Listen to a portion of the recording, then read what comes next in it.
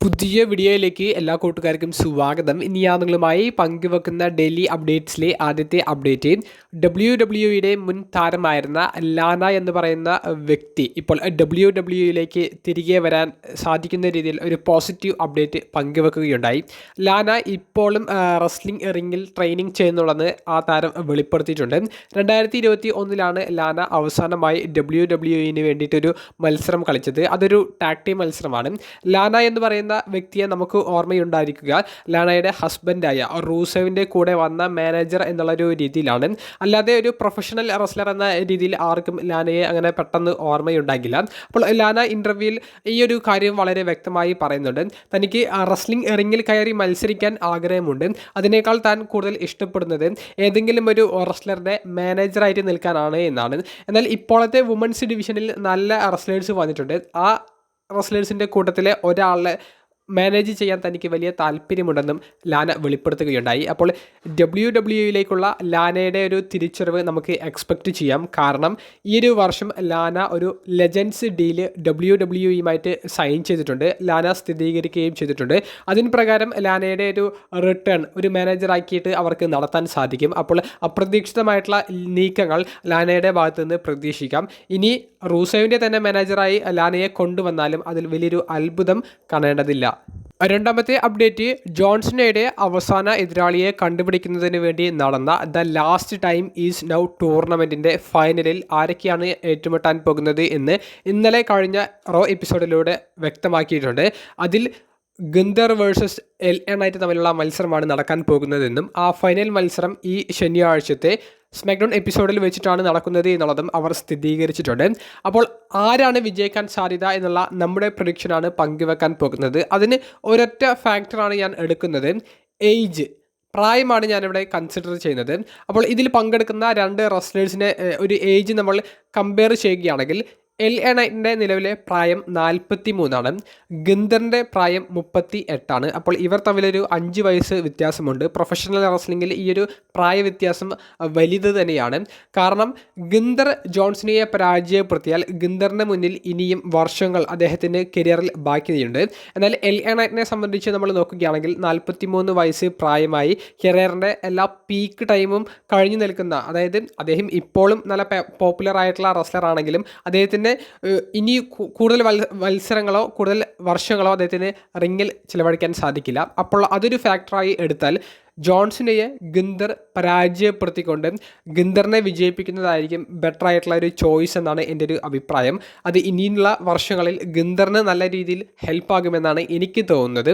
അപ്പോൾ ഈ last time is now ടൂർണമെൻറ്റിൽ ഗുന്തർ വിജയിച്ച് ജോൺസണയുടെ റിട്ടയർമെൻറ്റ് മാച്ച് കളിക്കുമെന്നാണ് എൻ്റെ പ്രഡിക്ഷൻ. നിങ്ങളുടെ പ്രഡിക്ഷനും അതിൻ്റെ കാരണവും കമൻറ്റ് ബോക്സിലൊന്ന് രേഖപ്പെടുത്തുക. മൂന്നാമത്തെ അപ്ഡേറ്റ് സൂപ്പർ താരവും മുൻ വേൾഡ് ഹെവി വെയ്റ്റ് ചാമ്പ്യനും ആയിരുന്ന സെത്ത് റോളിൻസിൻ്റെ ഇഞ്ചുറിയെ സംബന്ധിച്ചാണ്.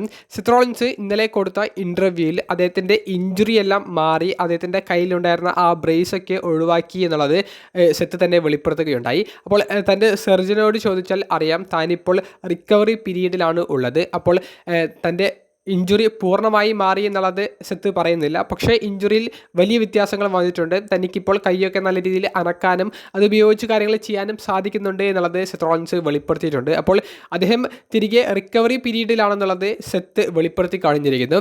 മറ്റൊരു അപ്ഡേറ്റ് സെത്ത് റോളിൻസിൻ്റെ റിട്ടേണിനെ സംബന്ധിച്ചാണ്. ഇതേ ഇൻ്റർവ്യൂവിൽ വെച്ച് സെത്ത് ഇനി എന്നാണ് WWE ഓൺ സ്ക്രീനിൽ വരാൻ പോകുന്നത് എന്നുള്ളത് വെളിപ്പെടുത്തുകയുണ്ടായി.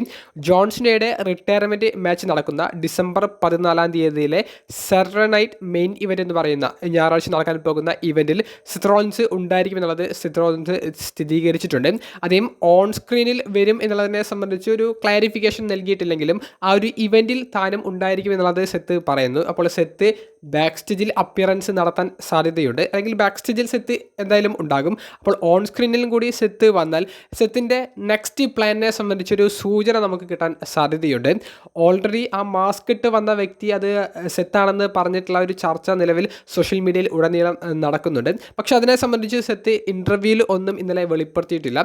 ഡിസംബർ 14 ഷോയിൽ സെത്ത് ഉണ്ടാകുമെന്നാണ് സെത്ത് പറഞ്ഞിട്ടുള്ളത്. അപ്പോൾ സെത്ത് ഈ ഒരു അപ്ഡേറ്റ് മുൻകൂട്ടി പറഞ്ഞത് അത് പുതിയൊരു സ്റ്റോറി ലൈനിലെ തുടക്കമായിരിക്കുമെന്ന് നിങ്ങൾ കരുതുന്നുണ്ടോ?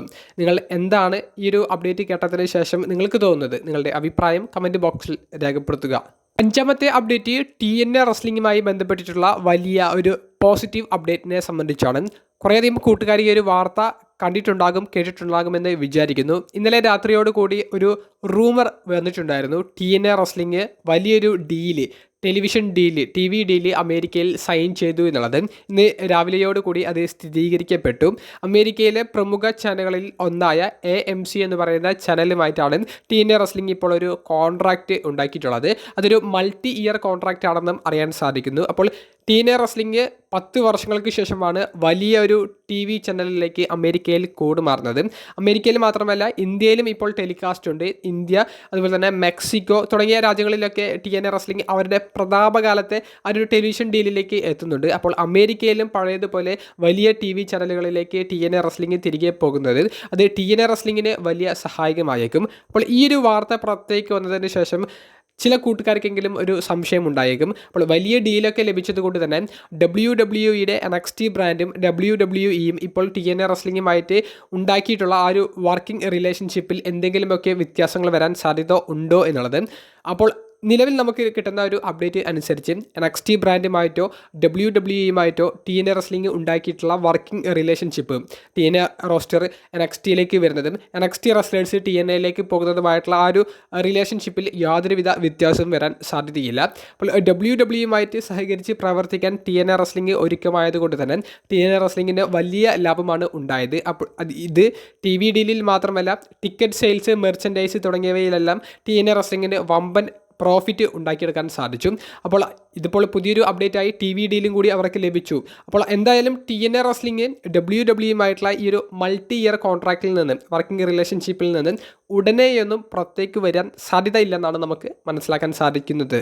5ാമത്തെ അപ്ഡേറ്റ് WWEയിലെ ലെജൻഡ് റെസ്ലറായ വുമൻസ് ഡിവിഷനിലെ one of the best wrestler എന്ന് നമുക്ക് നിസ്സംശയം പറയാൻ സാധിക്കുന്ന നറ്റാലിയ എന്ന് പറയുന്ന റെസ്ലറിനെ സംബന്ധിച്ചാണ്.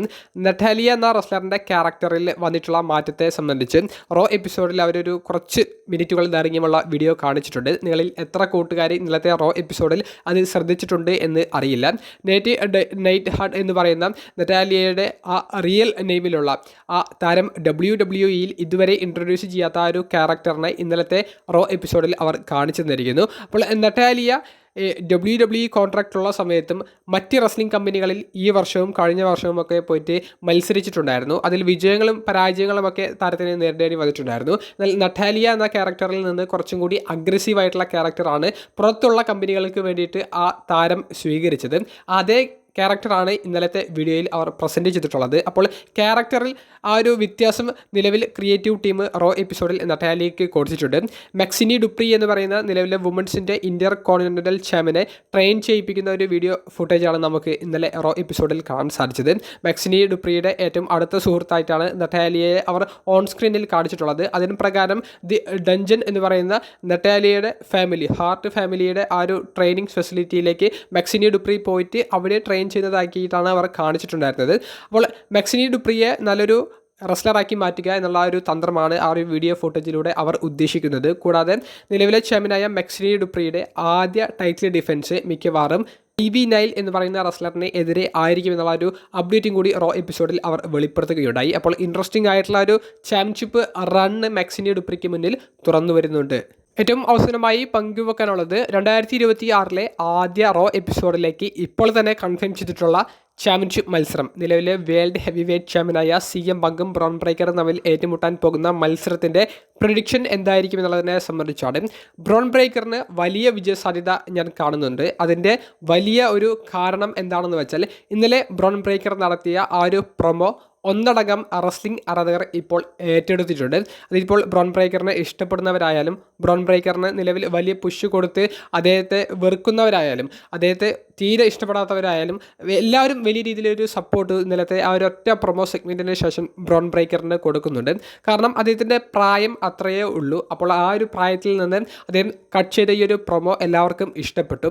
ക്രിയേറ്റീവ് ടീമും നല്ല രീതിയിൽ അതിനെ സ്വീകരിച്ചിട്ടുണ്ട്. ബ്രോൺ ബ്രേക്കറിനെ ഒറ്റയ്ക്കൊരു ക്യാരക്ടർ ബിൽഡ് ചെയ്യാൻ സാധിക്കും. ബ്രോൺ ബ്രേക്കറെ അവർ പുഷ് ചെയ്യാൻ ഉദ്ദേശിക്കുന്ന രീതിയിലേക്ക് താരം എത്തുന്നു എന്നുള്ള രീതിയിലേക്കും അവർക്കും വലിയൊരു പോസിറ്റീവായിട്ടുള്ള ഒരു ഫീഡ്ബാക്കാണ് അവരിൽ നിന്നും കിട്ടുന്നത്. അപ്പോൾ ബ്രോൺ ബ്രേക്കർ പുതിയ വേൾഡ് ഹെവി വെയ്റ്റ് ചാമ്പ്യൻ ആയിട്ട് ആദ്യ ആനിവേഴ്സറി ആഘോഷിക്കുന്ന നെറ്റ്ഫ്ലിക്സിലെ റോ എപ്പിസോഡിൽ അദ്ദേഹം വിജയിക്കാൻ സാധ്യത ഉണ്ടെന്നാണ് നമുക്ക് മനസ്സിലാക്കാൻ സാധിക്കുന്നത്. പക്ഷേ CM Punk എന്ന് പറയുന്ന ലെജൻഡ് താരത്തെ അങ്ങനെ ക്ലീനായി പരാജയപ്പെടുത്താതെ ഇപ്പോൾ അവർ തുടങ്ങി വെച്ചിട്ടുള്ള മിസ്റ്ററി റെസ്ലർ എന്നുള്ള ആ ഒരു സ്റ്റോറി, ആ മിസ്റ്ററി റെസ്ലറുടെ സഹായം ബ്രോൺ ബ്രേക്കറിനെ കിട്ടി അങ്ങനെ ബ്രോൺ ബ്രേക്കർ ചാമ്പ്യൻ ആകുന്നത് അവർ കാണിക്കാൻ സാധ്യത ഉണ്ടെന്നാണ് നമുക്ക് ഇപ്പോൾ ഒരു പ്രഡിക്ഷൻ പോലെ പങ്കുവെക്കാൻ സാധിക്കുന്നത്.